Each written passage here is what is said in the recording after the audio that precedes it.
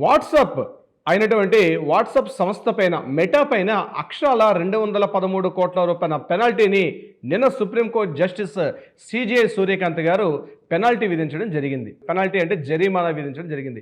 ఏంటి వాట్సాప్ పైన 213 కోట్ల రూపాయల పెనాల్టీయా? ఎందుకు అనుకుంటున్నారా? అవును, వాట్సాప్ చాలా దారుణమైనటువంటి తప్పిదం చేసింది. అయితే దీనికి కారణాలు ఏంటి? 2021లో ఎండ్ టు ఎండ్ ఎన్క్రిప్టెడ్ అని చెప్పి ఒక ఆప్షన్ తీసుకొని రావడం జరిగింది. అయితే ఎవరైతే ఈ ఆప్షన్ని టూ అథెంటికేషన్ ఆప్షన్లో ఎవరైతే చేసుకోలేకపోతారో వాళ్ళ అకౌంట్స్ని సీజ్ చేస్తామని చెప్పి వాట్సాప్ గట్టిగానే ప్రకటించారు. ఇది ఒక్కటే కాదండోయ్, ఇంకొక ఇన్ఫర్మేషన్ ఏంటంటే మనం వాట్సాప్ ఎవరైతే వాడుతున్నారో మన మొబైల్ డేటా మొత్తాన్ని కూడా, అంటే మొబైల్ డేటా అంటే మన అకౌంట్ డీటెయిల్స్ అన్నీ కూడా WhatsApp business point of view వాడుకుంటుంది అన్నటువంటి ఒక అభియోగం కూడా ఉంది వాట్సాప్ మీద.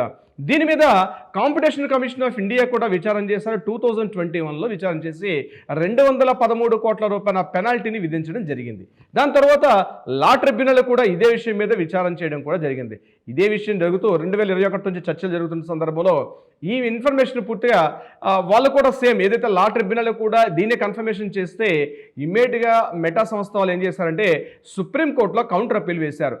మేము అంత పెనాల్టీ చేసుకోలేమని చెప్తూ మేము ఎటువంటి business point of view data అకౌంట్స్ని మేము దుర్వినియోగం చేయలేదని చెప్పి సుప్రీంకోర్టులో డిస్కషన్స్కి వస్తే సుప్రీంకోర్టులో ఈ డిస్కషన్ మీద జస్టిస్ సిజే అయినటువంటి మన సూర్యకాంత్ గారు ఏదైతే ఉన్నారో సుప్రీంకోర్టు చీఫ్ జస్టిస్ సూర్యకాంత్ గారి ఆధ్వర్యంలో దీని మీద డిస్కషన్ జరిగింది.